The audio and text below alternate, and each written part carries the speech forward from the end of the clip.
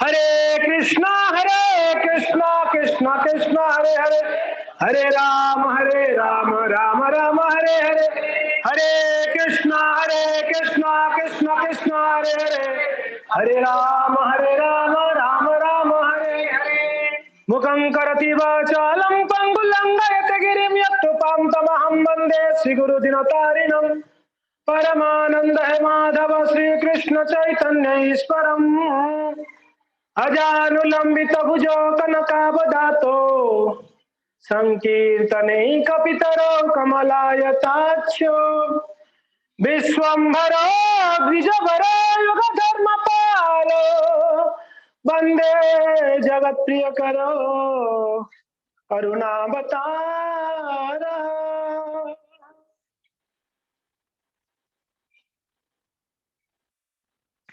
हरे कृष्णा। तो स्वागत है सारे वैष्णवों को, सारे भक्त वृंदों को। आज परम पावन दिवस है, जैसा हम सबको पता है। खास करके भारत में जन्माष्टमी सबसे प्रसिद्ध उत्सव होता है और सभी को प्रिय है। भारत में बच्चे से लेकर बूढ़े तक सबको इस उत्सव के बारे में पता है, जन्माष्टमी के बारे में। मगर जन्माष्टमी से भी ज्यादा विशेष है गौर पूर्णिमा। क्यों? क्योंकि कृष्ण भक्त दुर्लभ है, कृष्ण भक्त दुर्लभ है, समात्मा सुदुर्लभ। वासुदेव सर्वमेति समात्मा सुदुर्लभ। जब भगवान वासुदेव का भजन करता है वैसे महात्मा बड़े दुर्लभ है। हाँ जी, दुर्लभ है कि नहीं है? कि सब जगह में मिलते हैं, नाम नाम फेरते हुए नहीं मिलते ना, बहुत दुर्लभ है। कृष्ण भक्त बहुत दुर्लभ है, गौर भक्त दुर्लभाति दुर्लभ है। गौर भक्त दुर्लभाति दुर्लभ है। कृष्ण भक्त फिर भी मिल जाएंगे, गौर भक्त हर जगह नहीं मिलेंगे। समझ में आ रहा है? तो इसके लिए गौरांग महाप्रभु का स्पेशल कृपा है कलयुग के जीवों के ऊपर। कृष्ण में गौर में अंतर क्या है? कृष्ण का इच्छा शक्ति के अधीन कृपा शक्ति है। ध्यान से सुनिए, कृष्ण का सब अपना मोबाइल साइलेंट कर ले, वाइब्रेट मोड में रखिए या बंद कर सकते हैं, वहां लाइट लगा सकते हैं, माता है अंधेरा है, साइलेंट कर। धन्यवाद। तो कृष्ण में गौर में अंतर क्या है? कृष्ण का इच्छा शक्ति के अधीन कृपा शक्ति है। ध्यान रखिए, भगवान बड़े दयालु हैं, कृपालु है। कृष्ण परम कृपालु है, जानते हैं कि नहीं? इसके लिए हम क्या कहते हैं? हे कृष्ण करुणा सिंधु दीन बंधु जगतपते गोपेश गोपिका कांत राधा कांत नमः। हे कृष्ण करुणा सिंधु, कृष्ण कौन है? फिर बाद में दीन बंधु, पूरा जगत का जितने दिन है, दीनहीन, उनके बंधु कौन है? कृष्ण है। और उतना नहीं है, गोपेश, गोपियों का ईश्वर है, फिर गोपिका कांत है, फिर राधा कांत है। तो भगवान कृष्ण कृपा सिंधु है। हे कृष्ण करुणा सिंधु है, करुणा सिंधु। भगवान के हृदय में बहुत करुणा है, मगर उनकी इच्छा शक्ति के अधीन है। कृष्ण इच्छा करेंगे तो करुणा करेंगे, ध्यान रखिएगा। कृष्ण इच्छा जब करेंगे तभी उनका करुणा होगा, तब तक करुणा कृपा नहीं होगी। समझ में आ रहा है? भगवान इच्छा किए पुतना को उद्धार करना, तब उनका कृपा शक्ति बरसी। भगवान इच्छा किए धेनुकासुर का वध करने के लिए, तो उनका इच्छा के बाद कृपा, पहला इच्छा फिर भगवान, यानी भगवान कृष्ण इच्छा नहीं करेंगे तो उनका कृपा। मगर गौर लीला में स्पेशलिटी क्या है? गौर लीला में कृपा शक्ति के अधीन इच्छा शक्ति है। ध्यान रखिए, गौर लीला में पहले कृपा बाद में इच्छा, यानी कहने का तात्पर्य इच्छा के बिना कृपा। कृष्ण क्या है? कृपा करते इच्छा जब होती है। गौरांग महाप्रभु बिना इच्छा का कृपा करते हैं। इच्छा बिल्कुल नहीं था जगाई माधव के ऊपर कृपा करने, कोई इच्छा था उनका? फिर भी कृपा किए नहीं किए, वो इच्छा नहीं किए थे, मगर कृपा पहले पहुंच गया उन लोग दोनों के पास। किनके माध्यम से? अभी यहाँ गौरांग महाप्रभु का कृपा उनके भक्तों के माध्यम से मिलता है। नित्यानंद तो जब बोले नहीं नहीं नहीं नहीं, आपका अवतार कौन सा अवतार है? महावदान्याय अवतार है। Very good. तो आप यहाँ पर कृपा करना पड़ेगा, यहाँ आपको बद्ध करने का विधि नहीं है कलयुग के, इनको कृपा करें। तो ये अंतर है कृष्ण में गौर में। क्या क्या अंतर है? कृष्ण का इच्छा शक्ति के अधीन कृपा शक्ति है, मगर गौरांग महाप्रभु का कृपा के अधीन इच्छा है। उनका इच्छा के अधीन कृपा है, यहाँ कृपा के अधीन। तो ज्यादा दयामय अवतार कौन सा है, कृष्ण या गौरांग महाप्रभु? यहाँ मजबूर है, इच्छा नहीं होने पर भी कृपा करनी है उनको गौरांग अवतार में। कृष्ण के अवतार में इच्छा होगी तभी करेंगे, नहीं तो नहीं करेंगे। ये उसमें कंडीशन है। कृष्ण कंडीशन भगवान है।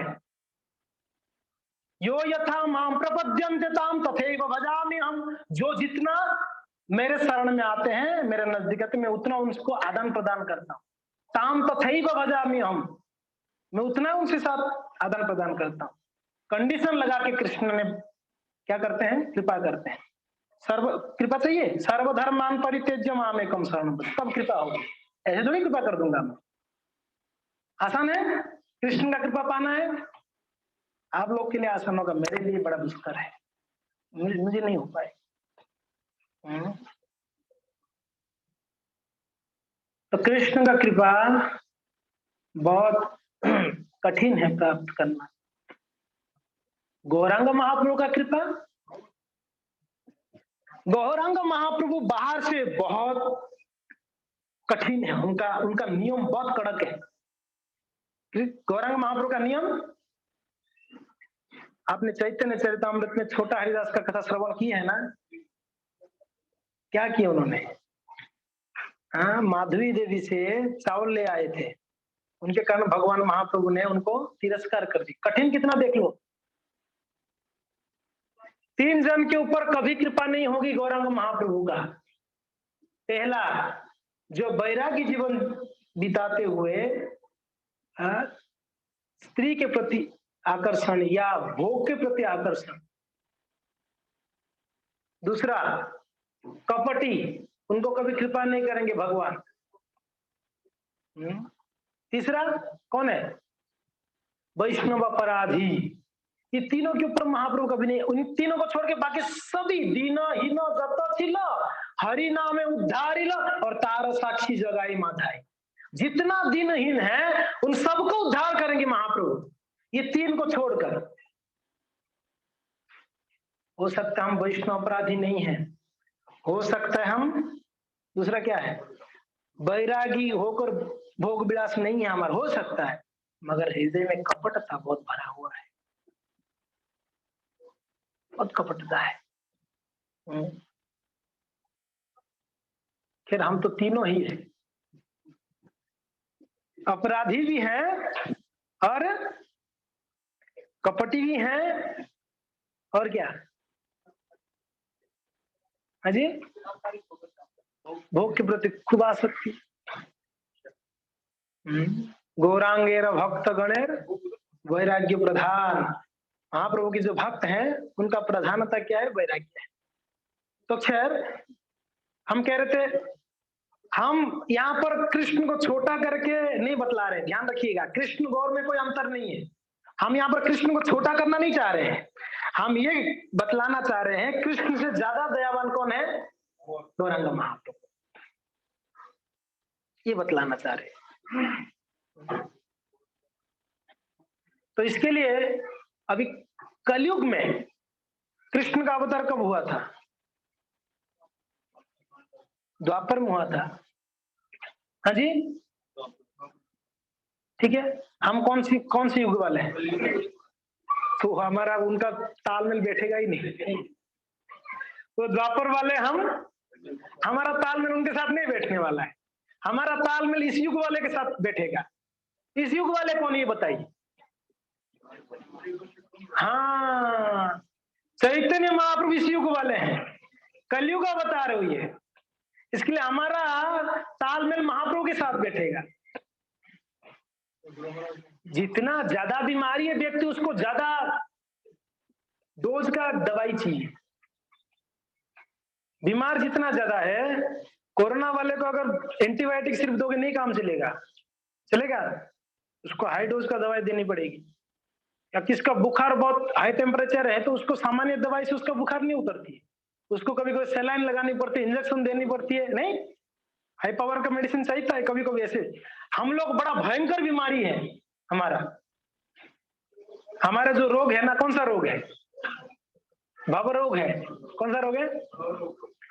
तो इस रोग के लिए high dose high power medicine चाहिए, समझ में आ रहा है? तो हाई पावर मेडिसिन और सुलभता में मिलना चाहिए, समझ में? अगर बताया जाएगा कोरोना का वैक्सीन, एक वैक्सीन 1 लाख रुपए का लगाने के लिए 2 वैक्सीन 2 लाख देना पड़ेगा, कोई जाएगा वैक्सीन लगाने? तो गिने चुने जाएंगे। सही बात है, फ्री में मिल रहा है तो इसके लिए हम समय पर जाके वैक्सीन सुलभ से मिल रहा है, सुलभता से अच्छा व्यवस्था की गई है, सुलभता से आप जाइए, आईडी कार्ड दिखाइए, आप अपना वैक्सीन लेके, वही अगर वहां पर मूल्य लगा दिया जाए तो क्या होगी हमारे लिए, तो हम तो बस की बात है। वैसे ही कृष्ण कृपा में मूल्य बहुत है, गौर कृपा के लिए कोई मूल्य नहीं है, बहुत सुलभ है, अति सुलभ है। ये कृपा को वही व्यक्ति ले सकता है जो भाग्यवान है। ये जो कृपा है ना, गौर कृपा, किन किन को प्राप्त होगी? भाग्यवान। इसके लिए भागवत में कौन सा श्लोक है वो? सांगोपांगास्त्र प्रश्न, पहला लाइन क्या है? कृष्ण वर्णम तृषा अकृष्णम सांगोपांगास्त्र पार्षदम यज्ञ संकीर्तन प्राय यजंती ही सुमेधसा। सुमेधसा, सुंदर बुद्धि वालों को मिलेगा ये, या सुंदर बुद्धि वाले ही इसको ले सकते हैं, मूर्ख लोग नहीं लेंगे इसको, ये कृपा को मूर्ख लोग नहीं लेंगे, सुंदर बुद्धि वाले होने चाहिए। तो कृष्ण वर्णम तृषा अकृष्णम, काले गोरे वन क्या है? कृष्ण अकृष्ण वन क्या है? कृष्ण अकृष्ण वन क्या है? वही है। श्याम गौर वन क्या है कि नहीं? साथ साथ में सांगोपांगास्त्र पार्षद और यज्ञ संकीर्तन पाए, उन्होंने किसके लिए प्रकट हुए? संकीर्तन यज्ञ का प्रचार करने के लिए। और यजंती, उनका पूजा करते हैं बुद्धिमान जन। महाप्रभु का पूजा कौन करते हैं? यानी जो महाप्रभु के गण हैं, बड़े बुद्धिमान हैं। देखो सबके मन में कितना खुशी है, हम तो बहुत बुद्धिमान है, बाकी सब बेवकूफ है, हम सब गौर भक्त हैं। बिल्कुल ये अहंकार होनी चाहिए, हम गौर भक्त हैं, गौरांग महाप्रभु के सेवक हैं, ये असली अहंकार है। तो श्री चैतन्य महाप्रभु का प्राकट्य का के ही कारण है, उसमें मुख्य कारण है, कुछ बहिरंगा कारण है, कुछ अंतरंगा कारण है। अभी जो कृष्ण है, हमने बताए थे लास्ट टाइम भी, कृष्ण का कृपा आस्वादन करना है, यानी आम का रस का आस्वादन करनी है, तो कच्चा आम का रस आस्वादन नहीं होगी, आपको होगी? कच्चा आम का रस खट्टा लगेगा, खटास होगी। जो आम कच्चा है उसका टेस्ट आप नहीं ले पाएंगे। अगर वही अगर पका आम होगा क्या होगा? उसका टेस्ट ले सकते हैं। तो कृष्ण श्याम है, कच्चे आम है, वो कृष्ण प्रेम का रस आस्वादन करनी है, तो जब पकते हैं गौर बनते हैं, कृष्ण श्याम जब गौर बनते हैं वहां कृष्ण प्रेम आस्वादन हो सकता है। कच्चे आम में नहीं होगा, पका आम चाहिए। एक होता है राइप मैंगो रहता है, green Bengal raw and right नहीं, रॉ एंड राइट, तो कच्चा आम में नहीं आस्वादन हो सकती। तो खैर भक्तों, चैतन्य चरितामृत में कृष्णदास कबीरदास गोस्वामी महाप्रभु का प्राकट्य का यही कारण बतलाते हैं। उसमें संकीर्तन एकदर्थे अवतीर्ण श्री सच्चिनंदन, यही कहे भागवते सर्वतत्व सारा, कीर्तन निमित्त गौर चंद्र अवतार। क्या बोल रहे हैं? महाप्रभु का प्राकट्य कलयुग धर्म है हरि संकीर्तन। एक्चुअली महाप्रभु का प्राकट्य हरिनाम संकीर्तन का कीर्तन करने नहीं हुआ है, पहली बात तो ये समझ जाइए, नहीं हुआ है। मगर हम आज तक तो ये सुना है कि महाप्रभु हरिनाम संकीर्तन किया है ना। एक्चुअली हुआ क्या बताए क्या, कभी कभी ऐसे होता है ना, घर के पत्नी के साथ झगड़ा हो गए, ऑफिस जाने का टाइम भी, आज सूर्य महाराज बतला रहे थे, भक्ति रसानंद महाराज जी उदाहरण दे रहे थे, घर के पत्नी के साथ झगड़ा हो गई, ऑफिस का टाइम भी हो गया था, ये झगड़ा से भी बचना था तो थोड़ा रिलैक्स चाहिए था, घर से निगम में जा रहा हूँ, कहाँ जाना है, दोनों टाइम एक साथ मिल गया, यहाँ झगड़ा का टाइम भी था, दूसरा ऑफिस का टाइम भी था, तो रिलैक्सेशन भी हो गया, ऑफिस में जाओगे तो काम भी करेंगे। तो महाप्रभु को आना था, महाप्रभु को हर एक अवतार शास्त्रों में वर्णन है, ब्रह्मा जी के एक दिन में एक बार एक अवतार होता है, मगर कोई अवतार 2 बार होता है, ध्यान रखिए, खास करके एक बार होता है। ब्रह्मा जी के एक दिन में एक बार नरसिंहदेव आते हैं, एक बार बराह आते हैं, एक बार कश्यप आते हैं, मत्स्य आते हैं, कुर्मा आते हैं, ठीक है। मगर कभी कभी कुछ विशेष कारण से 2 बार भी आना पड़ता है भगवान को, सेम अवतार, समझ में आ रहा है। तो वैसे ही गौरावतार हैं, ये ब्रह्मा जी के एक दिन में एक बार आते हैं। कब आते हैं? ब्रह्मा जी का एक दिन, यानी इसको एक कल्प कहते हैं, उस एक कल्प में कितने चतुर्युग आते हैं पता है आप लोग को? 71 चतुर्युग आएंगे, 71, कितना समझ आ रहा है? 71 चतुर्युग में क्या होता है? एक मनमंत्र होता है। 71 चतुर्युग में एक, वैसा 14 मनु मिलके एक कल्प होता है, 14 मनु मिलके, तो उसमें जो 14 कल्प में 14 मनु है ना, तो उसमें जो 7वां मनु है ना, उस 7वां मनु के अंदर जो 28वां चतुर्युग है, एक मनु में कितना चतुर्युग आते हैं? 71। ध्यान रखिएगा मैं क्या बोल रहा हूं, एक मनु में 71 चतुर्युग आते हैं, सत्य त्रेता द्वापर कली, कितनी बार? 71 बार घूमते तो एक मनु का शासन काल होता है। ऐसे 14 मनु का शासन काल मिलाकर ब्रह्मा जी का एक दिन होती है, यानी 12 घंटा, वैसे ही और 12 घंटा होती है ब्रह्मा जी का। तो इसमें एक मनु के अंदर जो 71 दिव्य युग है, उसमें 28वां यानी 7वां मनु के अंदर जो 28वां चतुर्युग है, 28वां चतुर्युग के अंदर जो द्वापर आएगा, समझ में आ रहा है ना, उस द्वापर में कृष्ण स्वयं प्रकटित होते हैं, अवतर लेते हैं, ये स्वयं कृष्ण ही आ जाते हैं लीला करने। यानी इसका अर्थ ये हुआ, हर द्वापर में कृष्ण स्वयं नहीं आते हैं। ये क्लियर हो गया आप लोग को? थोड़ा फिलोसफी है, लीला है अभी नहीं है, थोड़ा सा फिलोसफी समझना जरूरी है, ठीक है। कृष्ण इस द्वापर में आते हैं, कौन सी द्वापर में? ब्रह्मा जी के एक दिन में 7वां मनु के अंदर जो 28वां चतुर्युग में जो द्वापर आएगा, उसमें भगवान कृष्ण आते हैं स्वयं, बाकी समय कृष्ण नहीं है, अवतार होते हैं। और इस द्वापर के बाद तुरंत जो कली आता है, उस कलयुग में प्रथम संध्या में भगवान स्वयं कृष्ण राधा मिलित अवतार में गौरांग महाप्रभु प्रकट होते हैं, और वो विशेष युग अब चल रही है। हरि हरि बोल, ये है स्पेशलिटी अभी का, ये कलयुग।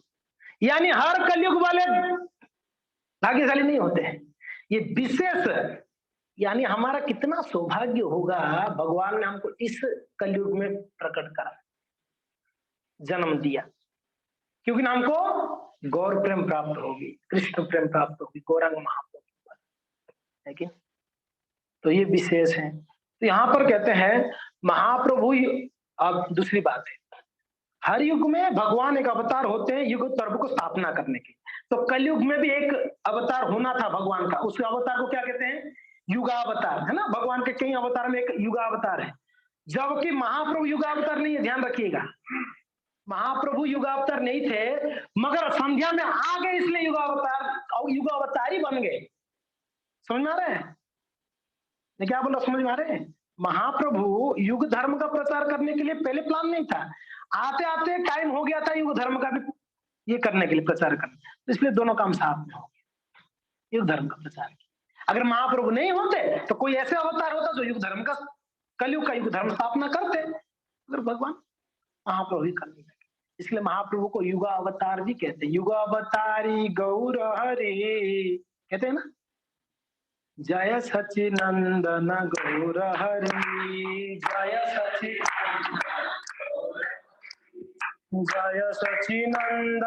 गौर हरि, जय सचिनंदन युगावतारी गौर हरि, युगावतारी गौर गौर गौर हरि, प्रभु गौर गौर गौर हरि, हे नवदीपवासी गौर हरि, नवदीपवासी गौर हरि, हे सचिदानंदन जय गौर हरि, साची माता प्राण धन गौर हरि, साची माता जय गौरानिताय, जय गौरानिताय, गौरानिताय, जय गौरानिताय।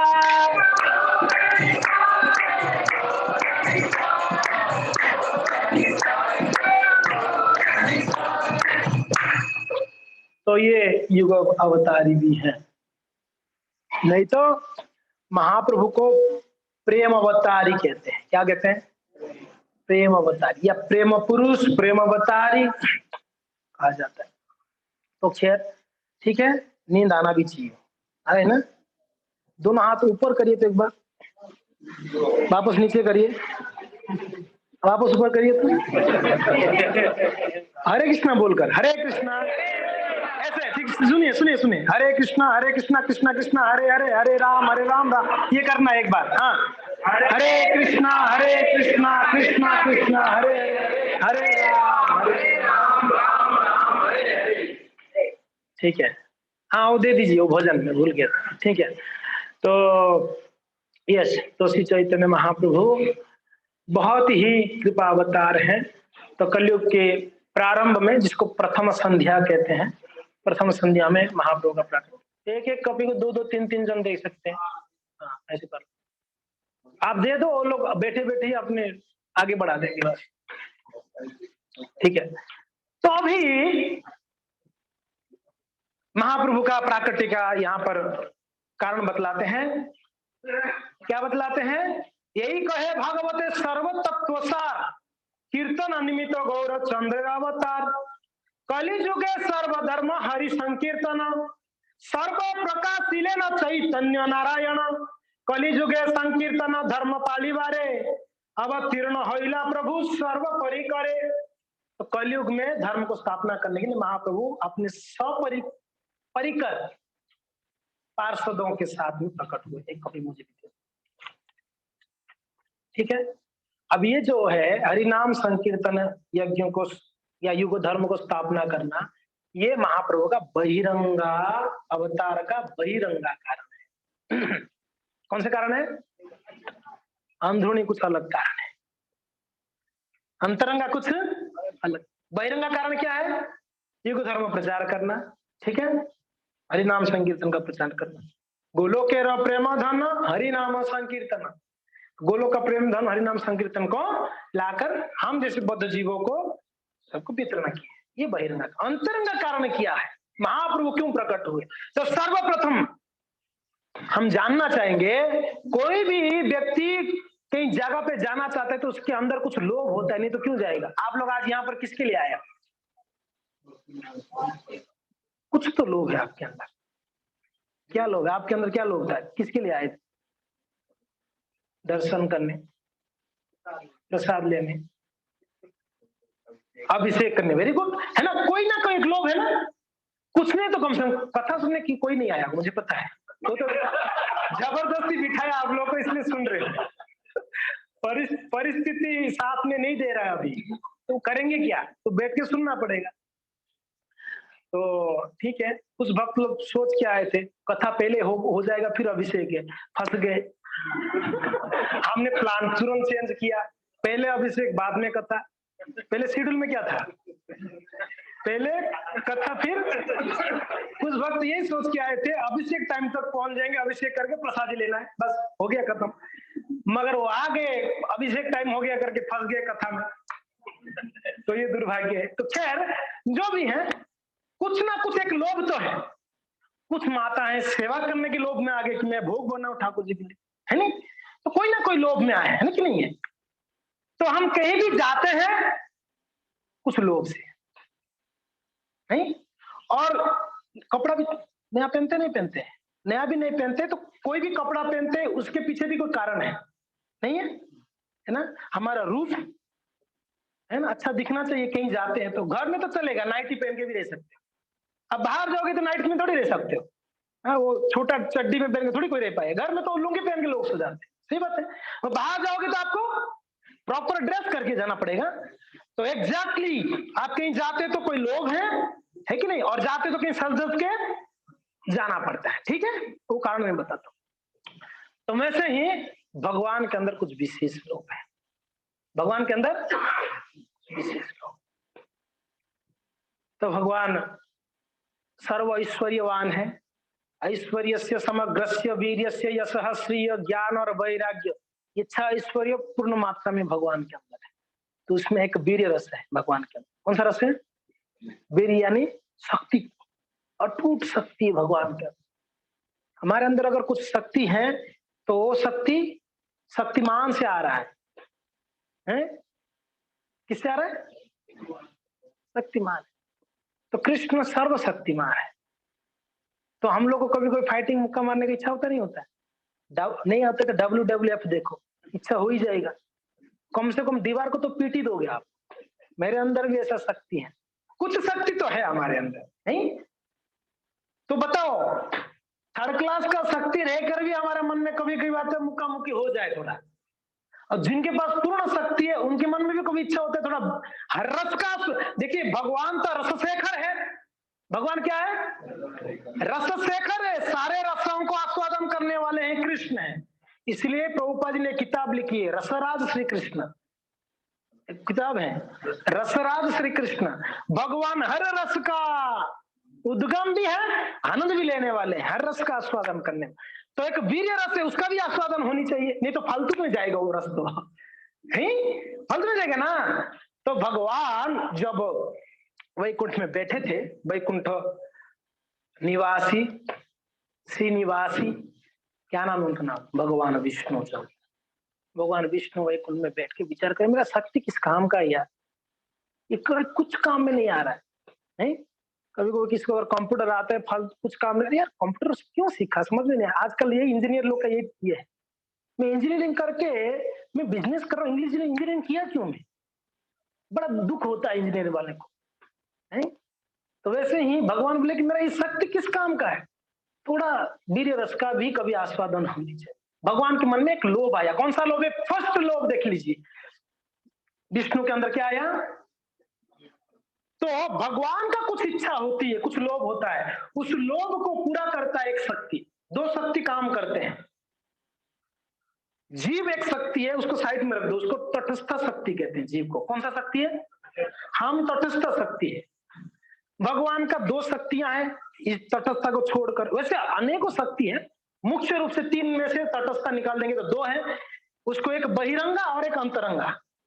एक बहिरंगा शक्ति और एक भौतिक ब्रह्मांड में, भौतिक संसार में कोई कार्य कराना है, भगवान का बहिरंगा शक्ति करती है। भगवान के लोक में अगर कोई कार्य करनी है, भगवान को कुछ भी इच्छा है, कुछ भी लोभ है, तो वो इच्छा कौन पूरा करता है? उनका अंतरंगा शक्ति, जिसको योग माया कहा जाता है। बहिरंगा शक्ति को महामाया अंतरंगा शक्ति को योग माया। ठीक है, ये कुछ टेक्निकल वर्ड से ध्यान रखिएगा। तो योग माया जैसे, और भगवान का जब इच्छा होगा तब तुरंत उस इच्छा को पूरा करने के लिए काम कौन करेंगे? उनका सर्वेंट हमेशा रेडी रहते हैं। हमारे जैसे बदमाश सर्वेंट नहीं रहेंगे, 10 बार चिल्ला के बोलने के बाद भी पानी नहीं लाएगा। भगवान कर सकते, भगवान बोलने का जरूरत नहीं, इच्छा कर लेंगे तो काम हो जाएगा। तो वो इच्छा, एक हमारे भक्तिविनोद ठाकुर एक भजन लिखे हैं, क्या लिखे पता है? ब्रजेंद्र कुमार, क्या भजन का नाम? हाँ, तुम्ही सर्व सर्वेश्वर ब्रजेंद्र कुमार, तुम्हारा इच्छा है सृष्टि सूर्य और संहार, सब भगवान की इच्छा से होता है। तब इच्छा मते विष्णु करे न सृजन, तब इच्छा मते शिव करे न संहार। आपकी इच्छा से ब्रह्मा जी सृष्टि करते हैं, भगवान इच्छा करेंगे ब्रह्मा सृष्टि करेंगे। बोलने ब्रह्मा जी सृष्टि करो बोलने का जरूरत नहीं है, भगवान की इच्छा शक्ति। और भगवान को हर एक जीव प्रेम से सेवा करते हैं। अगर प्रेम से नहीं करोगे तो भय से करना पड़ेगा। भगवान अपनी माता देवती को कहते हैं, मद भयात बति बात यम सूर्य तपति मद भयात वर्षन इंद्रिय धतिर अग्निर मृत्यु चरति मद भयात। हे माँ, कोई तो प्रेम से सेवा करे, नहीं करेगा तो मैं भय से करना ही पड़ेगा, जाएगा कहाँ? भगवान ही कहते हैं उनकी माँ को। तो आप में से आप प्रेम से करोगे या भय से करोगे, दोनों कहीं से भी करना पड़ेगा। कोई को डर से प्रभु जी डांट लगा चलो या चलते, भय से भी होती है कोई सेवा, कोई लोग प्रेम से करते। हमने कल परसों बतला रहे थे, प्रेम कैसा है? बिना शेड्यूल का सेवा। ऐसा नहीं कि हमारा सेवा लिखा हुआ है वेडनेसडे को तो वेडनेसडे को ही जाना है, बाकी दिन सो जाना है। ये सेवा नहीं, ये तो फॉर्मेलिटी हो गया, डर के मारे, अरे मेरा नाम है पता नहीं डांट लगेगा, तो फॉर्मेलिटी हो गया। तो हमारा स्थिति प्रेम वाला नहीं, इसलिए हमारा कम से कम शेड्यूल में डाला जाता है। इसको कहते हैं विधि विधान के साथ सेवा, जिसको वैधि साधना भक्ति कहा जाता है। क्या कहा जाता है? विधि विधानों के साथ हमारा साधना है, फिलहाल भक्ति है। और दूसरा, भगवान कृष्ण प्रकट होते हैं राग मार्ग सिखाने के लिए, रागानुगा भक्ति सिखाने के लिए। चैतन्य चैतामृत में एक प्यार में कृष्णदास कविराज इस बात को कहते हैं। तो खैर कहाँ थे हम लोग, कहाँ से यहाँ पर आए बताइए? अंतरंगा शक्ति, जी ठीक है।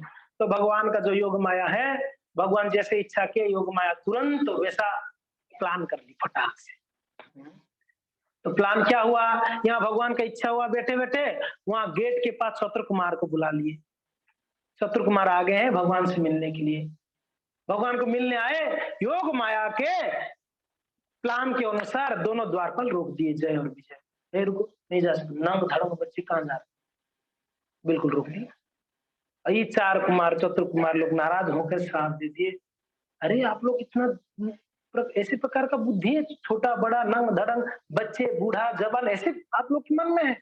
वैकुंठ में तो ये भेदभाव नहीं होनी चाहिए ना। आप लोग को श्राप देते हैं, आप लोग क्या हो जाओ? राक्षस योनि में, असुर बन जाओ। भगवान को युद्ध करना है, सुन रहे हैं ना आप लोग? भगवान को युद्ध करना है तो कोई सामान्य व्यक्ति उनसे युद्ध करेगा? भगवान से युद्ध करना है तो युद्ध करने वाले सब बलशाली चाहिए ना, तो उनके साथ युद्ध कर कौन सकता है? उनके भक्त तो इतना शक्तिशाली होते हैं। तो जय विजय को ही चुना भगवान ने, यानी योग माया उन्हीं को ये करके क्या कर दिया, उनको असुर योनि में डाले। और वो लोगों ने कितना जन्म? 3 जन्म तक असुर बने। पहला जन्म में हिरण्याक्ष हिरण्यकशिपु, दूसरा जन्म में रावण कुंभकर्ण, तीसरे में दंतवक्र शिशुपाल दंतवक्र।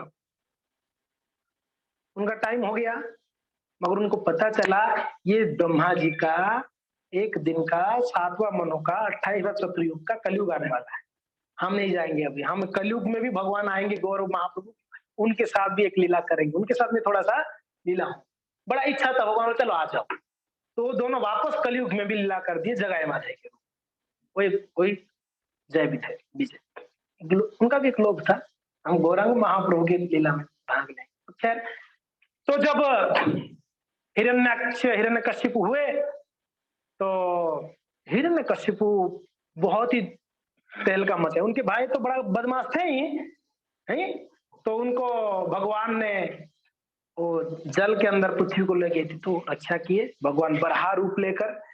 तो उनका ज्यादा लीला नहीं है, इतना ही लीला कि पृथ्वी को अंदर ले गए तो उनको मार मूर के पृथ्वी को बाहर ले आए।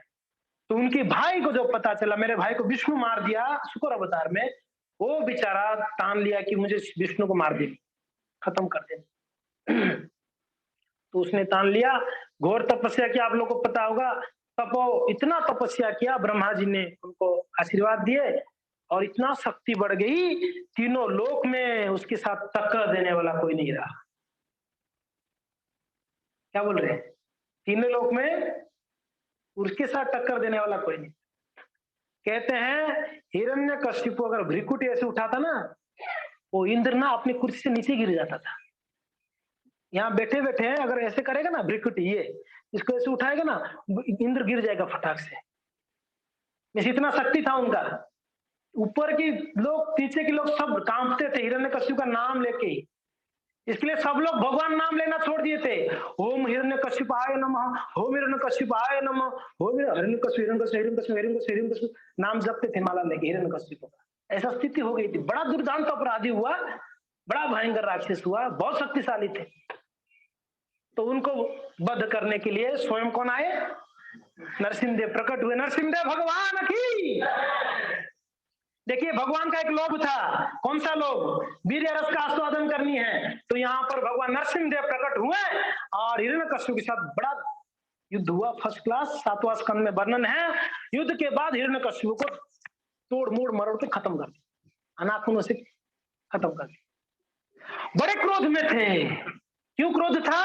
मेरे भक्त के प्रति अपराधी को छोड़ूंगा कभी भी।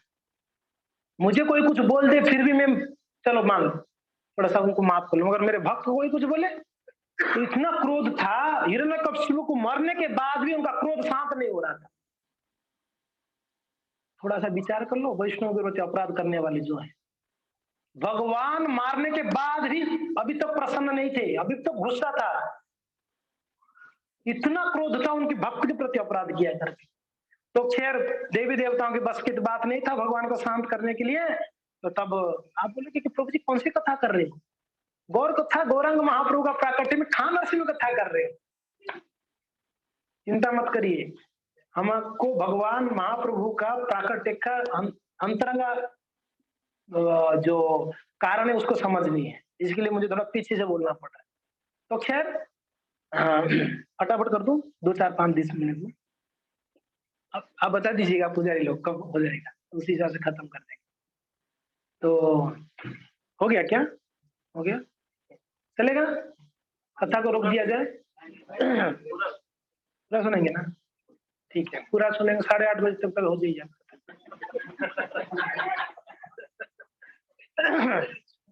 नहीं नहीं, इतना लेट नहीं करेंगे हम, कभी कभी ऐसे कह देते। ठीक है, तो आप लोग बड़े ध्यान से सुन लीजिएगा ताकि फटाफट हो जाए। तो क्या हो गया? कहां पर थे प्रभु जी? उनको कोई शांत नहीं कर रहा था, कर नहीं पा रहे थे, सब डर रहे थे। ठीक है ना, बात मत करिए, यहाँ सुनिए। तो कोई शांत नहीं कर पा रहे थे।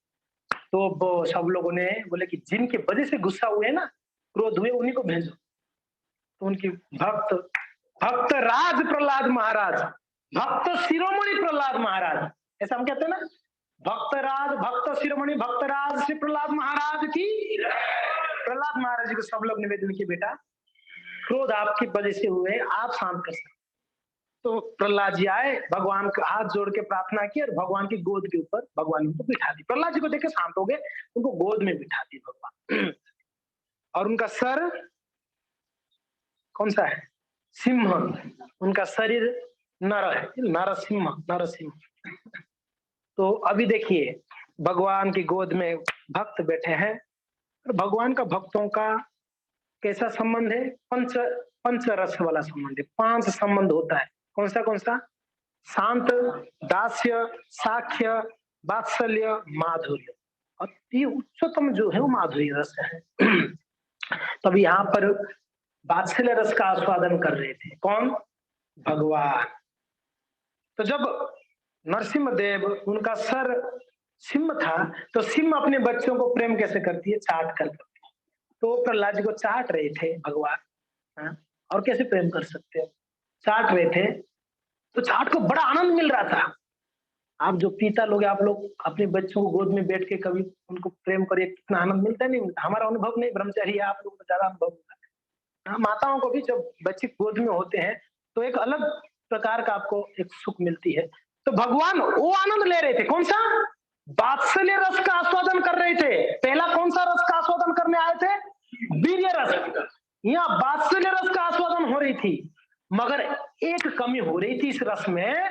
वो देख रहे हैं, यार मैं तो बड़ा आनंद हूं, मेरे से डबल आनंद मेरा बच्चा है। प्रहलाद जी उनसे डबल आनंद में बैठे हो तो ज्यादा आनंदित हो रहे थे। भगवान देख रहे हैं, ये तो मेरे से ज्यादा आनंद ले रहा है, ज्यादा आनंद लूट रहा है, जबकि ये मेरे गोद में बैठा है। बाप से ज्यादा आनंद लेता है बच्चा, है, समझ रहे हैं? तो नरसिंह देव जब उनको प्रेम कर रहे थे, उनको तो बहुत आनंद आ रहा था, मगर उनको एक कमी महसूस हो रहा था कि मेरे से ज्यादा ये आनंद लूट रहा है। कौन? मेरा पुत्र ना। मुझे ये जो आनंद लूट रहा है ना, ये आनंद का आस्वादन कर, पिता का रस आस्वादन तो मैंने पुत्र का रस आस्वादन करनी है। तब जाके दोनों में कौन सा श्रेष्ठ पता चलेगा मुझे। तब वो नरसिंह देव का जो लोभ रह गया था, वो लोभ पूरा हुआ। नेक्स्ट जब त्रेता आ गया ना, त्रेता युग में प्रभु रामचंद्र आए, तो तब उन्होंने अपने पिता कौन? दशरथ महाराज जी की गोद में बैठे, तब उनको अनुभव हुआ, आ हा इनको क्या आनंद है, मेरा, मैं उनसे ज्यादा आनंदित हूं। भगवान राम अवतार में वो आनंद को पूरा कर लिया। कौन सा? वात्सल्य प्रेम का आस्वादन किए, ठीक है, पूर्ण आनंद का आस्वादन कर दिए। जब अगर वात्सल्य प्रेम को पुत्र बन के अगर आस्वादन करना है तो पिता कोई होना पड़ेगा, ठीक है। तो नरसिंह देव सोचे मेरा पिता तो खंबा है, इससे कैसे आस्वादन करूंगा, इसके गोद में क्या बैठूं मैं? नरसिंह देव का पिता कौन थे? तो खंबे से क्या आस्वादन करेंगे, इसलिए उनको दूसरा अवतार में पुत्र बन के आना पड़ा, एक पिता को माध्यम बनाकर। तो दशरथ महाराज जी की गोद में बैठ के उन्होंने वो उस रस का आस्वादन किया, ठीक है। अब इसमें क्या लोभ रह गया? अभी राम अवतार में कोई लोभ नहीं रह गया। जब उन्होंने उनकी पत्नी सीता जी को हरण कर लिया गया, तो लोग वन वन भटक रहे थे, प्रभु रामचंद्र कहाँ है मेरे सीता, कहाँ है मेरे सीते कर कर। तो उनको मिले, उनके परम मित्र हुए, कौन? क्या जटायु। उनको कौन हेल्प किया? सुग्रीव जी महाराज। उनको मित्रता हुई, प्रभु रामचंद्र के साथ मित्रता हुई। तो सुग्रीव हुए, जाम्बवान हुए, और कौन हुए? हनुमान जी तो उनका दास, मगर मित्र सखा के रूप में सुग्रीवादी, सुग्रीव के साथी जो थे, तो भगवान के साथ मित्रता था। मगर भगवान को एक कमी महसूस हो रहा था। रामचंद्र को क्या कमी महसूस हुआ होगा? प्रभु जी क्या कमी महसूस हुआ? हुजूर है मित्र, मगर हुजूर करते थे, प्रभु आज्ञा दीजिए। यार मित्र ऐसा थोड़ी मजा आएगा, कंधे पे चढ़ना चाहिए मित्रों को, ऐसा मित्र मजा नहीं कि हुजूर हुजूर क्या बोल रही लोग। तो उनको एक कमी महसूस हो रहा था, मित्र है तो बराबर क्यों होना चाहिए। साक्ष्य है, मगर इस साक्ष्य में दो है, एक संभ्रम और एक विश्रम। साक्ष्य में दो भाव है, एक संभ्रम और एक विश्रम भाव। संभ्रम और विश्रम में क्या अंतर है? संभ्रम यानी कि मित्र है, मगर कैसा पता है, बॉस दास जैसा भाव रहती है तो मित्र है, मगर उनके आदर्शों का पालन करने के लिए हमेशा हाथ जोड़ के रहेंगे। विश्रम में क्या है? बराबर की, अगर लाभ भी मार देना तो भी दुख नहीं होना चाहिए। मित्र में तब मित्रता में आनंद है कि नहीं? हाँ? तो भगवान बोले कि ये संभ्रम में आनंद नहीं है, विश्रम में ज्यादा आनंद है। तो मित्रता में कमी महसूस हो रही थी भगवान को, तो एक लोभ हुआ, नहीं ऐसा मित्र होनी चाहिए, ऐसा मित्रता होनी चाहिए कि ये जो कमी है ना, विश्रम्भ वाला मित्रता का आस्वादन करेंगे, साक्ष्य रस का। समझ में आ रहा है ना मैं क्या बोल रहा हूं आपको? साक्ष्य रस में ये दो आपको समझ में आ गया। यहाँ ज्यादा मजा नहीं आ रहा है इनको हमेशा तो आज्ञा पालन वाले से मित्र है, लोग आज्ञा देने वाला भी होना चाहिए।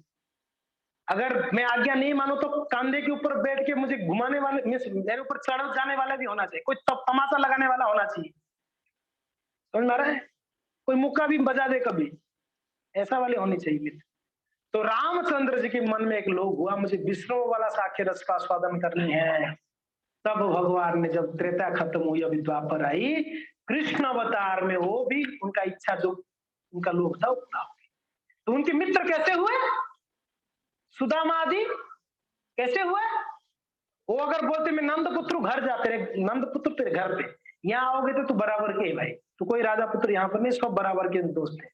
हारेगा तो तेरे को कंधे पे चढ़ाना ही पड़ेगा, हम कंधे पे बैठेंगे, तेरे को घुमा के लाना पड़ेगा। उठ बैठ करा देते थे भगवान को। हार जाते ना, बोले भाई 100 बार उठ बैठ करो। मैं नहीं करूंगा, मैं नंद का लड़का हूँ, कल से नहीं आने का इधर। नहीं करता हूँ ना यार, फिर उठ बैठ करते ठाकुर जी।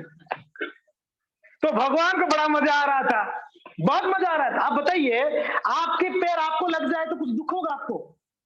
हाँ, तो एग्जैक्टली ये मित्रता कैसा थी? कोई लाभ भी मारता तो लगता कि नहीं ये तो मेरे इतने इतने आत्मीय है कि अपना लाभ भी मारे तो उनको कोई फर्क नहीं पड़ता था, उनको तो उसमें एक मजा आती थी वो मित्रता में। अभी सारा एक एक लोग देख लीजिए, पहला वीर रस का आस्वादन करना था, फिर बात्सल्य रस में भी एक साक्ष्य रस में एक संभ्रम विश्रम, संभ्रम तो हो गया राम अवतार में, विश्रम किसमें हुआ? कृष्ण अवतार। कृष्ण अवतार में एक लोग भर उनके मन में आ गया, क्या लोग हुआ होगा कृष्ण अवतार? हाँ, 3 लोग हुआ, 3 लोग हुआ कृष्ण अवतार में भगवान का। वो 3 लोग को पूरा करने के लिए क्या क्या वो 3 लोग उत्पन्न हुई। उन्होंने जब श्रीमती राधा रानी के साथ रहते तो देखते ये राधा रानी का जो प्रेम है ये कैसा है, कितना गहरा है ये प्रेम। राधा का प्रेम कितना, राधा रानी का भाव कैसा है पता है? कृष्ण मेरे हैं, कृष्ण। राधा रानी का क्या भाव है? और दूसरे सखियों का भाव क्या है? नहीं, मैं गलत बोला। राधा रानी का भाव है हाँ कृष्ण मेरे हैं, दूसरों लोगों का भाव क्या है? हम कृष्ण के हैं, हम कृष्ण के हैं। और यहाँ पर और क्या भाव है? मेरे मेरे द्वारा कृष्ण प्रसन्न हो। राधा रानी का और क्या भाव है? मेरे द्वारा। और बाकी जैसे कि राधा रानी का हमेशा 36 का आंकड़ा होता था चंद्रावली के साथ। 36 का आंकड़ा है ना, वो हमारे जैसा 36 का आंकड़ा नहीं, उन लोग का प्रेम वाला 36 का आंकड़ा है। स्पर्धा, प्रेम में स्पर्धा, नहीं समझ में आ रहा है? तो राधा रानी कहती थी कृष्ण मेरे ही है, चंद्रावली कहती थी मैं कृष्ण की हूं। राधा रानी कहती थी मुझे कितने भी कष्ट हो चलेगा, भगवान प्रसन्न रहे। चंद्रावली बोलती थी कृष्ण कैसे भी रहे मुझे मजा आना चाहिए, मुझे प्रसन्न मिलनी चाहिए। दोनों में अंतर है। तो ये 2 भाव को भी वर्णन करते हैं, अलग अलग भाव है। क्या भाव है? ये जो माधुर्य रस है ना, उस माधुर्य रस में 2 प्रकार के भाव है, स्वकीय परकीय। कौन सा स्वकीय और परकीय। स्वकीय भाव में मुझे मजा आनी चाहिए, परकीय भाव में कृष्ण को मजा आने, कृष्ण को आनंद आना चाहिए, है कि नहीं? ये दो भाव। तो खैर राधा रानी हमेशा कृष्ण, अगर कोई बोल देता ना कृष्ण मेरे है, राधा रानी बहुत नाराज हो जाती है उसके ऊपर। आपके कहाँ है? कृष्ण मेरे ही है। ना कभी कभी बच्चे को, कोई छोटा बच्चे को बोल दो कि रजनी माता जी मेरे माँ है, तो लक्ष्य को बहुत गुस्सा, तेरे माँ कहाँ है? मेरे माँ है। बस अब अगर ऐसे होता है, आप बोल दोगे ना तो उसको बहुत गुस्सा आएगा, मेरे माँ है? तो वैसे ही कृष्ण मेरे हैं। राधा रानी के सामने अगर कोई बोलता है कृष्ण मेरे हैं, तो राधा रानी को बहुत बुरा लगता है। आपकी नहीं, वो मेरे ही है, वो मेरे ही है और किसी की नहीं है। तो खैर, तो कृष्ण देखते राधा रानी हमेशा मेरे प्रेम में डूबी रहती, इनकी प्रेम का गहराई क्या है? तो कहते हैं कृष्णदास कविराज गोस्वामी चैतन्य चरितामृत की पहले आदि लीला में ही 5वां छठा में कहते हैं श्री राधाय प्रणय महिमा कीदृशोबानंद नैबा स्वादो येना भूत मधुरिमा कीदृशोबा मदीयः सख्यम सांस्य मदनुभवतः कीदृश्यं वेति लोभात् तद्भावातः समजति समजनि सचिगर्भ सिंधु हर हरिंदु। यह 3 चीज होता है। क्या क्या क्या है? राधा की प्रणय महिमा यानी प्रेम की महिमा कैसा है? पहला क्या है? पहला लोभ था राधा रानी का ये प्रेम की महिमा कैसा है, इसको मुझे आस्वादन का ये पता लगानी है मुझे, पहला लोभ था। दूसरा, साधो ये ना भूत मधुरी माँ की दृश्यावा मदिया, मेरे अंदर ऐसा कौन सा चीज है राधा रानी हमेशा मेरे द्वारा आनंद लूटती है, ऐसे मेरे अंदर क्या है? समझ आ रहा है ना? मेरे अंदर ऐसे क्या है जो राधा रानी हमेशा मेरे लिए एकदम पागल रहती है मुझे प्राप्त करने के लिए? कुछ तो होगा ना। आपकी सुंदरता आप खुद जान पाओगे? तो फिर इतना हम लोग बड़ा तान मारते मैं कितना सुंदर हूं, कैसे पता चला? आईना की मदद से। क्या है सामने? आईना में जब देखते हैं तो बदसूरत से बदसूरत व्यक्ति भी आईना के सामने आता है तो सोचता है कि मैं सचिन तेंदुलकर हूं या अमिताभ बच्चन हो या जो भी XYZ, सबसे विश्व सुंदर जो है वो सोचता अपने आप को। आईना के सामने ही उसका पूरा हंगामा होती है। उसके बाद नारद जी एक बार बड़ा सुंदर सोच रहे थे, बंदर का मुंह लगा दिया था और सारा सुंदर गया। कभी कभी भगवान भक्तों के साथ ऐसे करते। तो हमारा सुंदरता हम किस में देखते हैं?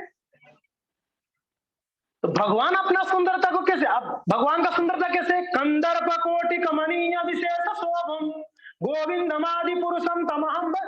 कंदर्प कोटि करोड़ों कामदेव फेल है भगवान के सामने, सुंदरता के सामने। तो वैसे सुंदरता हमारे कृष्ण कन्हैया लाल जी का है। तो भगवान अपना सुंदरता को, क्या मेरे अंदर तो सुंदरता राधा रानी हमेशा मेरे पीछे लट्टू रहती है, तो इसको समझने के लिए आईना चाहिए, दर्पण। मगर दर्पण में तो हमारा परछाई देखेंगे, हम स्वयं दर्पण में थोड़ी होंगे। दर्पण में स्वयं रहेंगे। आपको कोई तमाचा लगाना चाहे, दर्पण को तमाचा लगने से आपको लगेगा तमाचा? यानी आपका प्रतिबिंब है। क्या है? प्रतिबिंब इसका प्रति है, यानी समझ में आ रहा है ना? आपका छाया है कह सकते हैं। मगर भगवान का दर्पण क्या है? भक्तों का हृदय है। भगवान अपना सुंदरता को अनुभव करने के लिए उनका दर्पण क्या है? मगर एक यहाँ पर समझने की बात है, यहाँ भगवान भक्तों के हृदय के माध्यम से प्रतिबिंब नहीं है, बिंब ही है। स्वयं को ही देख सकते हैं भगवान भक्तों के हृदय के माध्यम। प्रतिबिंब बिल्कुल भी नहीं है, परछाई नहीं है, बिल्कुल स्वयं ही देख सकते हैं भगवान अपने आप को। यानी भगवान चिन्मय है तो उनकी परछाया भी चिन्मय है। कृष्ण और कृष्ण में प्रतिबिंब में कोई अंतर नहीं है। समझ में आ रहा है? क्लियर है ये? तभी पहला लोभ क्या है? राधा रानी का प्रेम का माधुर्यता कैसा है ये पता लगाना था। दूसरा, मेरे अंदर ऐसा क्या है जो राधा रानी हमेशा मेरे लिए तत्पर रहती है मुझे मिलने के लिए, तो वो मुझे पता लगानी है। तीसरा क्या है? तीसरा कहते हैं सौख्यम चांजस्य मदनुभवतः कि दृश्यम वेति लोभात्। राधा रानी मेरे सुंदरता से या मुझे मिलने पर जो आनंदित होते हैं ना, वो आनंद मुझे अनुभव करना है। तीन चीजें ध्यान रखिए। पहला क्या है? राधा रानी का प्रेम कितना गहरा है, कैसा है इनका प्रेम, पहला है। दूसरा, मेरे अंदर ऐसा क्या है वो चीज को मुझे पता लगानी है। तीसरा, जो आनंद राधा रानी लेती है वो आनंद मैं भी नहीं ले पाता, वो आनंद को मुझे लेनी है। जो राधा रानी जो आनंद लेती है ना, वो आनंद मेरे अंदर भी नहीं है। जब मैं राधा रानी से मिलता हूं, मेरे से ज्यादा राधा रानी प्रसन्न रहती है। जब मैं राधा रानी से दूर रहता हूं, मेरे से ज्यादा वो दुखी रहती है। और दुख में भी एक आनंद है, ध्यान रखिए, विरह में भी एक आनंद है। ये तीन चीज, ये अंदरूनी कारण है, अंतरंगा कारण है, भगवान को आना पड़ा। अभी कृष्णदास कविराज गोस्वामी कहते हैं कि जो राधा और कृष्ण है ना, ये दोनों अलग बिल्कुल भी नहीं है। कौन है ये दोनों? एक ही है। कौन है ये दोनों? दोनों एक है। सिर्फ कहते हैं ना, आत्मा एक है, काया दो है। शरीर दो है मगर आत्मा, समझ रहे हैं? आत्मा एक ही है मगर शरीर दो है। तो कृष्ण ही है, उनकी वाम पार्श्व से राधा रानी प्रकट हुई, किसके लिए? कृष्ण को आनंद देने के लिए, इसलिए राधा रानी को आह्लादिनी शक्ति भी कहा जाता है। कौन सा? आह्लादिनी, यानी आनंद देने वाली शक्ति। कृष्ण को आनंद कौन देता है? भक्त। और सर्वश्रेष्ठ भक्त कौन है? श्रीमती राधा रानी।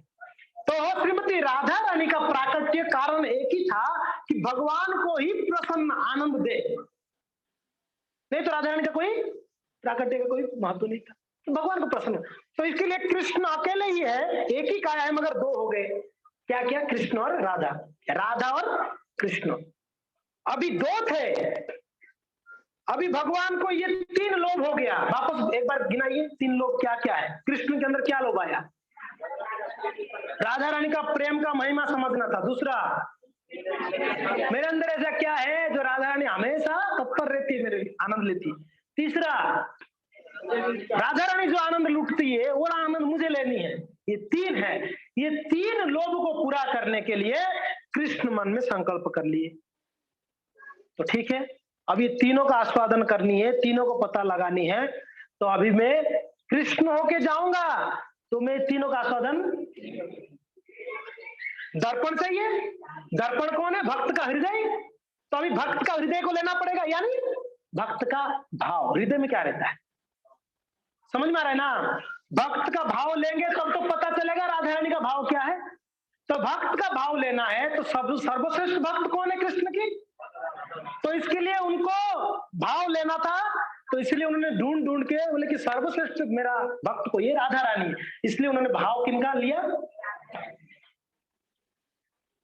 अभी राधा रानी का भाव लिए तो रूप को भी चेंज किए। रूप को भी जैसे ही भाव लिए साथ साथ में होता है ना, जैसा आपका भाव होगा आपका कलर वैसा होगा। गुस्सा हो जाओगे तो लीला पीला हो जाओगे आप, आंख में लाल लाल, चेहरे में एकदम गुस्सा का व्यक्ति का लाल अलग से हो जाता, नहीं हो जाता है। शांत रहोगे तो आपका भाव अगर शांत रहेगा तो आपका कलर अलग रहता है। नहीं, हर हर स्थिति में एक अलग, रोते हो तो उस समय एक अलग प्रकार का आपका। तो एग्जैक्टली जब राधा रानी का भाव लिए तो भाव कौन सा था? प्रेम का भाव था। प्रेम का भाव लिए तो साथ साथ में कलर भी लेना पड़ा। तो दो भाड़े पे लिए भगवान ने। कौन सा भाव? कलर, दोनों लिए राधा रानी से। ठीक है, तो भाव और कलर लिए। है तो कृष्ण है, भाव क्या है? कृष्ण है। हृदय किनका था? राधा रानी का। कलर किनका था ऊपर? राधा रानी का कलर था। है कृष्ण मगर कलर और भाव राधा रानी का लिए, क्योंकि उनको ये तीनों चीज पता लगानी है ना। तो इसके लिए राधा रानी का भाव को लेके स्वयं कृष्ण, वही कृष्ण श्याम क्या बन के आए? गौरांगी का कलर लिए, इसलिए इनका नाम गौरांग हो गया। समझ में आ रहा है? राधा रानी का कलर क्या है? गौरांगी, यानी गोरा नहीं है। कभी हम सोचते गोरा है। एक विदेशी भक्त है, प्रभुपाद का, प्रभुपाद चैतन्य महाप्रभु हमारे जैसा ना गौरांग है। बोले कि लेप्रोसी जैसा कलर नहीं था उनका। उनका कलर तब तक कांचन गौरांग है, सोने को पिघला हो गए, जो कलर होगा वो कलर है। प्रभुपाद जी समझा है। तो गौरांग कलर यानी ये देखिए जो आर्ट किसने किया ना यहाँ पर महाप्रभु का, एक वहां देखिए महाप्रभु का कलर देख रहे हैं। सोने को अगर पिघलाएंगे, सोना वैसे भी कैसा है, एकदम एक प्रकार का पीला कलर है, उसको पिघलाएंगे ना आग में तो उसका कलर एकदम और तेजस्वमान पीला होगा। वो कलर को श्रीमती राधा रानी का, तो वही कलर को महाप्रभु लिए, इसके लिए उनका नाम गौरांग पड़ा। गौरांग महाप्रभु की, चैतन्य महाप्रभु की। तो इस प्रकार से श्री चैतन्य महाप्रभु राधा रानी की भाव को लेके, कलर को लेके आए और कलयुग की प्रारंभ में आए। और प्रारंभ में आकर उन्होंने एक विशेष कार्य किए। वो कौन सा कार्य? युग धर्म को प्रचार किए श्री चैतन्य महाप्रभु। ये अंदरूनी कारण है, ये अंदरूनी कारण। बाहरी कारण है युग धर्म प्रचार, अंदरूनी कारण क्या है? राधा रानी का उस भाव को उनको समझना था कि नहीं। तो लोभ, समझ में आ रहा है? तो लोभ इसके लिए कहते हैं कृष्ण भक्ति रस भावित मति। क्या उसके बाद? क्रियताम यदि कुतो भी लभ्यते, और उसकी मूल्यम तत्र लौल्यम। कृष्ण भक्ति को खरीदने का मूल्य लौल्यम है, यानी लोभ। समझ में आ रहा है? तो इसलिए लोभ, हर एक व्यक्ति के अंदर लोभ है। भगवत गीता में क्या क्या आ गया है? 3 नरक का द्वार है। क्या क्या है? हाँ, 3 चीज लोभ का। त्रिविधम नरका स्वेदम द्वारम नाश नाशन आत्मनः कामः क्रोध तथा लोभ तस्माद देत्रयम त्यजेत। क्या कह रहे हैं भगवान? त्रिविधम नरका स्वेदम, नरक का 3 द्वार है। क्या क्या है? काम, क्रोध, लोभ। ये 3 नरक का द्वार है। इसलिए कहते हैं लोभस्त्वस्था तस्मात् देत्रयम त्यजेत। इसलिए एक बुद्धिमान व्यक्ति को जमाई नहीं लेना चाहिए। ठीक है? हरे कृष्णा कृष्णा कृष्णा हरे हरे, हरे राम राम राम हरे हरे। ठीक है? एक बुद्धिमान व्यक्ति को अरे जमाई नहीं भाई, 3 चीज को त्यागनी है। काम, क्रोध, लोभ को त्यागनी, ऐसे बोल रही है यहाँ पर। वो तो बीच में कोई दिख गया जमाई लेते, इसलिए बोल दिया मैंने। तो काम, क्रोध, लोभ को त्यागनी है? तो आप बोल रहे हो कि यार लोभ, तत्र लोभ चाहिए बोल रहे हो आप। बोले लोभ को त्यागो, ये तो नरक का एक द्वार है। लोभ, संसार की कोई भी वस्तु या व्यक्ति के प्रति अगर लोभ है, ये नरक का द्वार है। कृष्ण प्राप्ति के लिए, कृष्ण भक्ति के लिए, कृष्ण प्रेम के लिए अगर कोई भी लोभ होता है, वो कौन सा है? मोक्ष का द्वार है। क्या, कौन सा द्वार है? मोक्ष, भगवान की धाम जाने के लिए द्वार है। समझ में आ रहा है? तो इसलिए लोभ जो बहुत जरूरी है हमको, मगर लोभ कहाँ लगानी है? कृष्ण भक्ति में लगानी है। ठीक है? तो इस प्रकार से भक्तों, भगवान श्री चैतन्य महाप्रभु और भी कई कारण बताते हैं, शास्त्र माने को कारण है, मगर ये 3 मुख्य अंदरूनी कारण है जिसके कारण भगवान कृष्ण गौर बन के आए, गौरांग महाप्रभु के रूप में। ठीक है? समय हो गई है, भूख भी लग गया है, मगर अभी मैं बंद नहीं करूंगा क्लास। एक भजन गाएंगे, फिर क्लास बंद होगी। ठीक है? क्या करना है घर पे जाकर? आरती करना है, प्रसाद लेके बढ़िया से जाकर आराम ही करना है ना, और कुछ काम है? कोई काम नहीं। ठीक है? कितना बजे तक लॉकडाउन है? 8 बजे तक? ऐसा कुछ नहीं है ना? परम करुणा पहु दुई जना, परम करुणा पहु दुई जना, परम करुणा पहु दुई जना, परम। अब बोलिए, निताय गौर चंदा, निताय गौर चंदा, सवावतार सरसी रमणी, सरसी रमणी, केवल आनंद कंदा,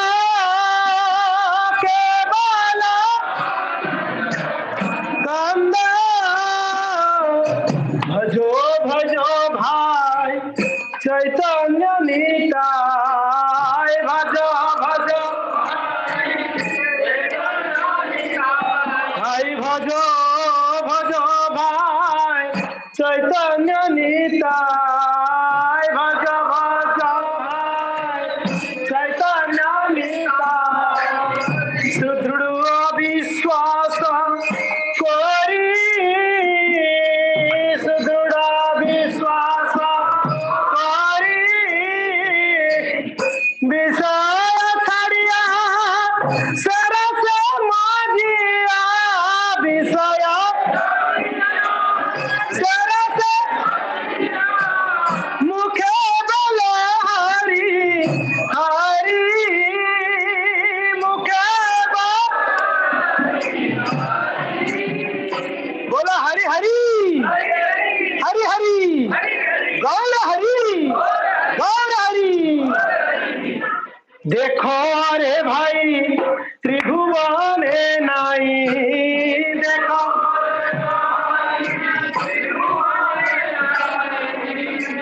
देखो अरे भाई त्रिभुवन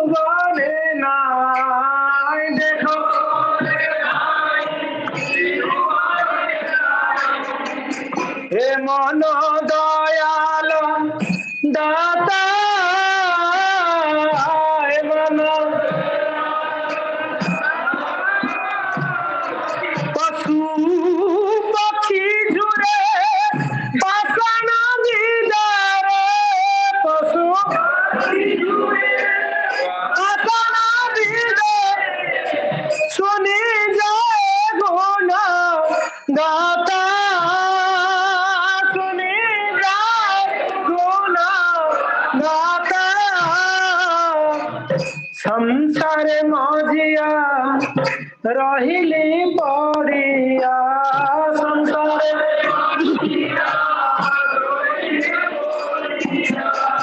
से पदे नहीं लो आशा से पदे अपना कर्म गुंजे समान अपना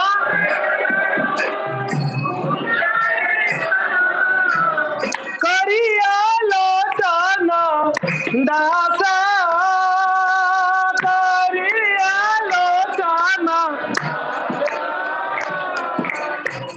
परम करुणा बहुदूरी जाना परम करुणा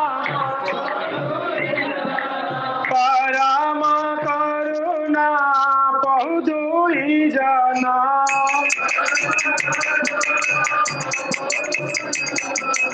निताई गौरा चंद्र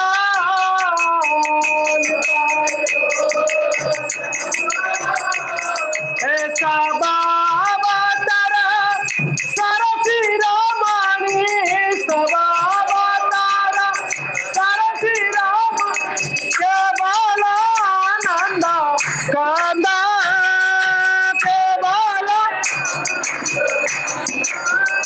जय गौरनिताय जय गौरनिताय गौरनिताय जय गौरनिताय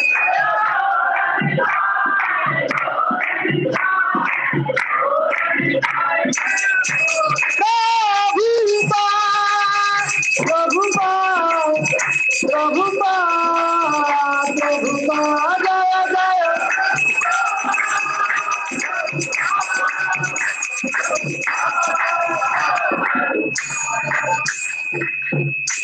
प्रेमानंदे परम करुणा पहु दुई जन निधाय गौरचंद्र सब अवतारो सारो शिरोमणि। तो गौरचंद्र कौन है? निताई गौरचंद्र दोनों का नाम है। परम करुणा समझ में आ रहे फोटोग्राफर, यहां से ध्यान दो, परम करुणा है। करुणा का करुणा का सार कोई अवतार है तो कौन है?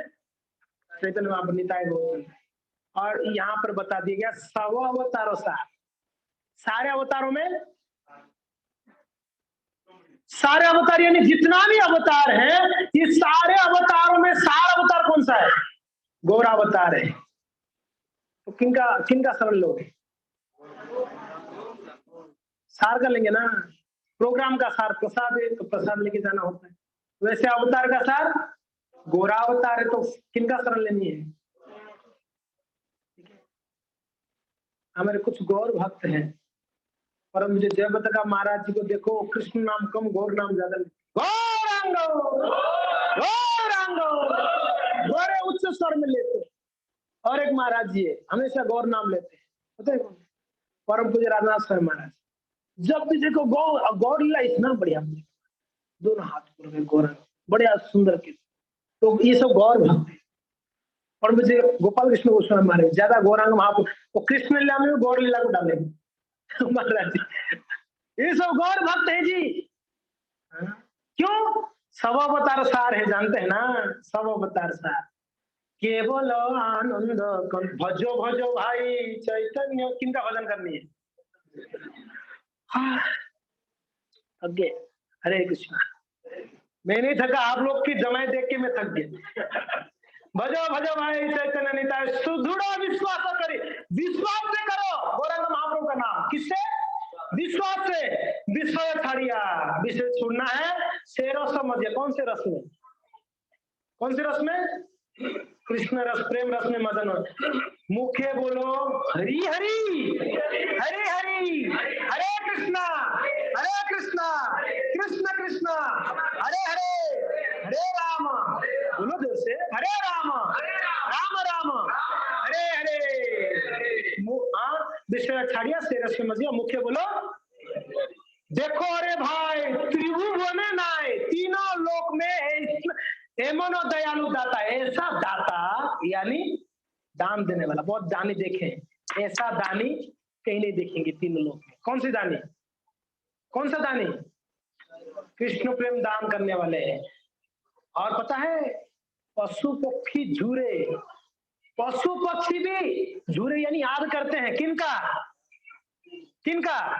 भगवान गौरांग महाप्रभु का। इसलिए कहते हैं ना, एक धूले धूले गौराचार हरि। उसके बाद क्या कहते हैं? हाँ, उसके बाद वृंदावने तरुलता प्रेमे को हरि कथा, है कि नहीं है? और सुआसारी है, दोनों लोगों ने भगवान नाम लेते हैं। तो वैसे पशु पक्षी झूरे, यहाँ पर कहते पाषाणों बिदरे, पत्थर पिघल जाएगा महाप्रभु का लीला सुनकर, पत्थर पिघल जाएगी। और आप देख लीजिए जाके जगन्नाथपुरी में, आप अल्लाहनाथ में देख लो, पत्थर पिघला हुआ है महाप्रभु का लीला सुन के। ठीक है, पशु पक्षी झुरे पाषाणों बिदरे, सुनी जारो गुण गाथा, जिनका गुण सुनकर महाप्रभु का इस प्रकार से होता है। संसारे मजिया रोहिली पोरिया से पदे नहीं लो आस, और मैं संसार में गिर गया हूं हे प्रभु, थोड़ा भी आशा नहीं है, फिर भी आपो न कर्म भुंजाए समनो कोहे लो चंदन, मेरा कर्म भुगत रहा हूं प्रभु, कब ऐसा कृपा होगी, ये गौरावतार का शरण लूंगा तो मुझे कृष्ण प्रेम को प्राप्ति। बोलो हरि हरि हरि हरि गौर हरि गौरांग। आपको नित्यानंद बोल रहे गौरांग गौरांग गौरांग नित्यानंद नित्यानंद नित्यानंद की। धन्यवाद, हरे कृष्णा। तो हम कोई लीला नहीं बता पाया, इसके लिए क्षमा चाहते हैं, पर ये फिलोसॉफी भी थोड़ा जानना जरूरी था। थैंक यू, हरे कृष्णा। तो अभी आप आरती में भाग लेंगे, उसके बाद फिर छप्पन भोग। ठीक है, धन्यवाद, हरे कृष्णा। तो आप जो जूम वाले भक्त हैं, कृपया आप लोग यूट्यूब में आ जाइएगा। अच्छा, भोग भी लगाना था ना जूम वाले भक्तों का? कौन कौन भोग लगानी है? कौन भक्त है जूम में जो भोग लगाना चाहते हैं? एक और कोई है? वीडियो में आके बोलिए कौन कौन है, हाथ उठाइए जल्दी। आप लोग हो तो ही आपका जूम में जाएगा, नहीं तो फिर बंद कर। एक दो, दो लोग है बस, 3 लोग है। ओके, ठीक है। तो जो भोग लगाएंगे मैं नियम बताता हूँ, तो जी इसको लेना है अंदर। बलराम को 1 मिनट रुक जाएगी, 5 मिनट रुकना पड़ेगा, मैं एक्चुअली भूल ही गया। तो ठीक है, जो भोग लगाएंगे वो अपना वीडियो ऑफ रखेंगे, ये ध्यान रखना, नहीं तो सब लोग दर्शन कर लेंगे, नहीं कर लेंगे, आपको ऑफ रखना होगा। जब आप भोग लगाएंगे 5 मिनट टाइम है ठाकुर जी को भोग लगाने का, आप अपने भगवान के सामने रखिए और आपके मोबाइल का स्क्रीन यहाँ पर रख दीजिए, मगर आपका वीडियो ऑफ होना जरूरी है। आपकी स्क्रीन में यहाँ जगन्नाथ जी दर्शन देंगे, ठीक है? जगन्नाथ जी गौर देते हैं। धन्यवाद। वो जी इनको लेके बैक कैमरा चालू करिए।